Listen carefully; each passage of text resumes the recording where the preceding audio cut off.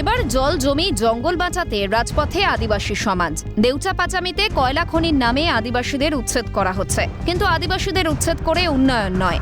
তাই দেউচা পাচামি কয়লা খনি বাতিল সহ আদিবাসীদের সার্বিক ও সাংবিধানিক অধিকার রক্ষার দাবিতে জল জমি জঙ্গল বাঁচাও আন্দোলন কমিটির নেতৃত্বে শিয়ালদা থেকে শুরু করে ধর্মতলার হোয়াইট চ্যানেল পর্যন্ত এক মহা মিছিলের আয়োজন করা হয়। মিছিল থেকে রাজ্য সরকারের বিরুদ্ধে ক্ষোভ উগড়ে দিয়ে একনায়কতন্ত্রের অভিযোগ তোলেন আন্দোলনকারীরা।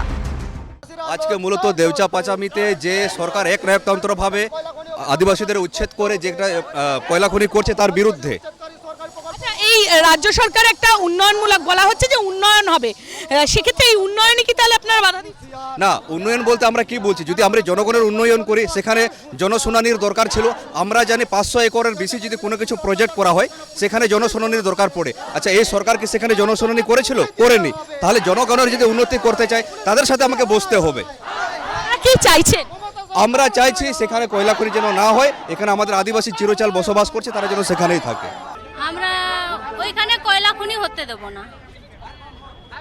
দীর্ঘদিন লড়াই করছেন, এখনো লড়াই করব, যতদিন বেঁচে থাকবো ততদিন আমরা লড়াই করব। 14 বর্গ কিলোমিটার এলাকা জুড়ে যে খোলামুখ কয়লা খনি হতে চলেছে, 42টা গ্রাম ধ্বংস হবে এবং সব থেকে বড় কথা ওখানকার আবহাওয়া পরিস্থিতি খুব খারাপ হবে, জলস্তর খুব নিচে নেমে যাবে এবং আদিবাসীরা তাদের জীবন জীবিকা হারাবে। তাদের কৃষ্টি কালচার পরম্পরাগত সামাজিক সিস্টেমের মাধ্যমে যারা বসবাস করে আসছে, তাদের যে ধর্মীয় আধারে বসবাস করে আসছে, তাদের সব কিছু ধ্বংস হয়ে যাবে। কারণটা হচ্ছে একদমই ঠিক যে যদি ওখানে কয়লা খনি হয় তাহলে ওখানে আদিবাসী তো উচ্ছেদ হবে, আমাদের পরিবেশও ধ্বংস হবে। আমরা থাকবো কোথায়, বাঁচবো কি করে? আদিবাসী আন্দোলনের সমর্থনে আওয়াজ তুলতে দেখা যায় সংখ্যালঘু এক সহনাগরিককে। তিনি সাফ জানিয়েছেন, দেউচা পাচামিতে বসবাসকারী আদিবাসীদের হরণ করে কয়লা খনি হতে দেওয়া যাবে না।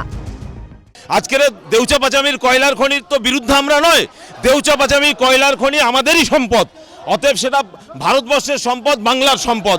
তাহলে সেই জায়গার যারা আদিবাসী, যারা জনবসতি, তাদেরকে হরণ করে, তাদেরকে সর্বনাশ করে, তাদেরকে ধ্বংস করে দিয়ে দেউচা পাচামিতে কয়লা খনি আমরা হতে দেব না। আদিবাসী সংগঠনকে আরো বেশি উন্নয়নের পথে নিয়ে যেতে হবে, তাদেরকে ঠিকঠাক পজিশন দিতে হবে, থাকার জায়গা দিতে হবে এবং তারপরই দেউচা পাচামির এই কয়লা খনি খননের কাজ শুরু করতে পারবে সরকার। এই দাবি সহ একাধিক দাবি নিয়ে তাদের এই মিছিল তারা সংগঠিত করেছেন এবং তারা এখান থেকেই দাবি জানাচ্ছেন যে সরকার যে নীতি গঠন করেছে সেই নীতির পরিবর্তন করুক। ক্যামেরায় লিসান লোধ ও সায়ন চক্রবর্তীর সঙ্গে অভিরূপা হাজরা ও দীপাঞ্জনা সাউ দত্তের রিপোর্ট, ক্যালকাটা নিউজ।